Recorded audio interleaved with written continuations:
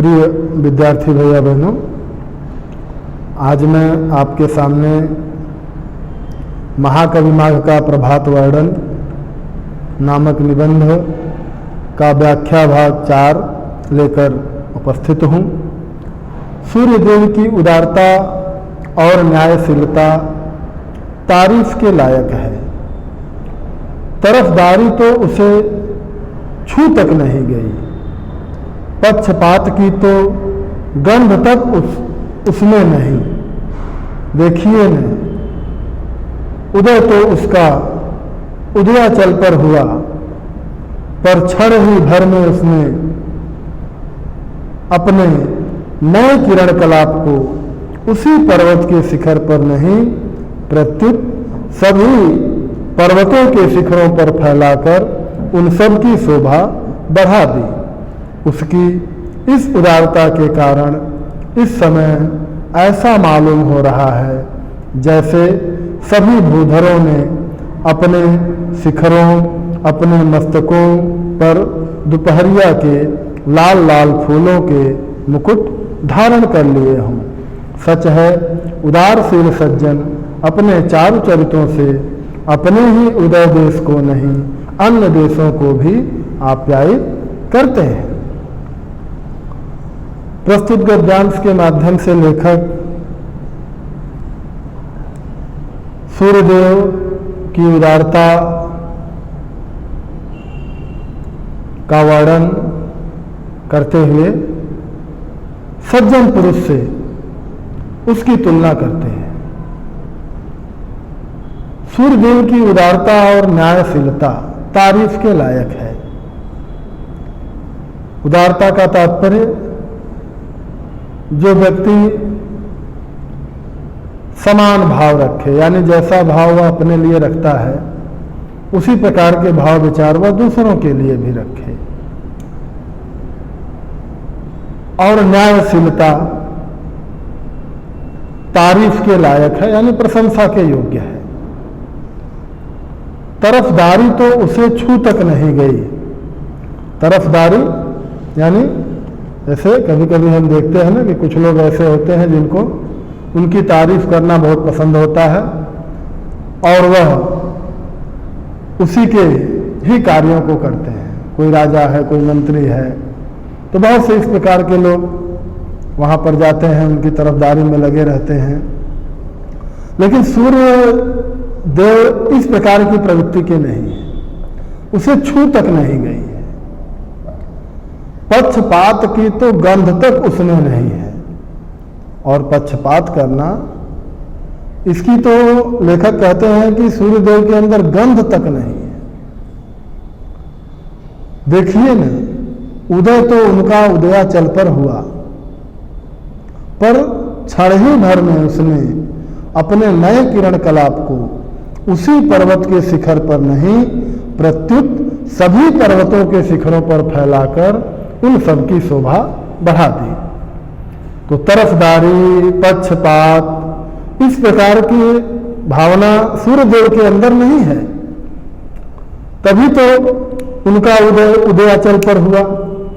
उदयाचल नामक पर्वत है जहाँ पर ऐसा माना जाता है कि सूर्य का उदय होता है, वहीं से दिखाई पड़ते हैं वो प्रथम बात। तो उनका उदय तो उदयाचल पर्वत पर हुआ,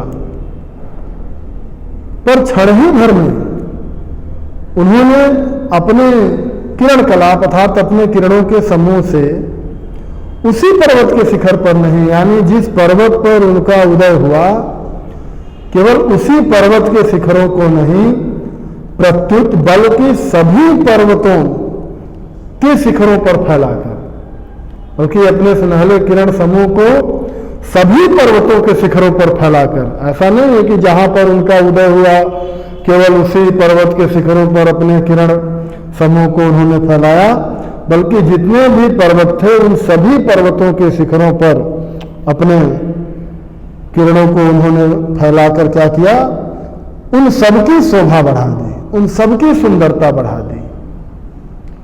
उसकी इस उदारता के कारण इस समय ऐसा मालूम हो रहा है जैसे सभी भूधरों ने अपने शिखरों अपने मस्तकों पर दोपहरिया के लाल लाल फूलों के मुकुट धारण कर लिए हों।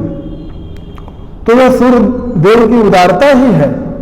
वह चाहते तो जहाँ पे उनका उदय हुआ केवल उतने ही क्षेत्र को अपने किरणों से प्रकाशित करते, लेकिन उन्होंने ऐसा नहीं किया, बल्कि उनकी इसी उदारता के कारण लेखक कहते हैं ऐसा मालूम हो रहा है जैसे सभी भूधरों ने अर्थात सभी पर्वतों ने क्या किया हो, अपने शिखरों अपने मस्तकों पर,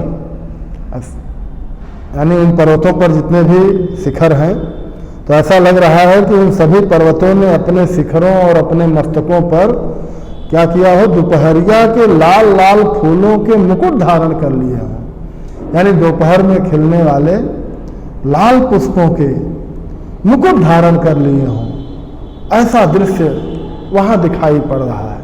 और यह सब किसके कारण है भाई? सूर्यदेव की उदारता के ही कारण है। तो सच है उदारशील सज्जन अपने चारु चरित्रों से अपने ही उदय देश को नहीं अन्य देशों को भी आप्यायित करते हैं। तो सच है कि उदारशील सज्जन यानी जो उदारशील सज्जन होते हैं, यानी जो उदार लोग होते हैं, वह लोग अपने चारु चरित्रों से यानी अपने सुंदर चरित्र से या यूं कह लें कि अपने क्रियाकलापों से अपने ही उदय देश को नहीं, यानी जहां पर उनका जन्म होता है केवल उसी देश को या उसी स्थान को नहीं अन्य देशों को भी आप्यायित करते हैं, अर्थात अन्य देशों को भी प्रसन्न करते हैं या लाभान्वित करते हैं। संसार में अनेक महापुरुष हुए, तो उन सभी महापुरुषों को हम क्यों जानते हैं? क्योंकि उन्होंने अपने क्रियाकलाप से अपने व्यवहार से केवल अपने ही देश को लाभान्वित नहीं किया है, बल्कि उनके विचारों से दूसरे अन्य देश के लोग भी, हम लोग भी लाभान्वित होते हैं।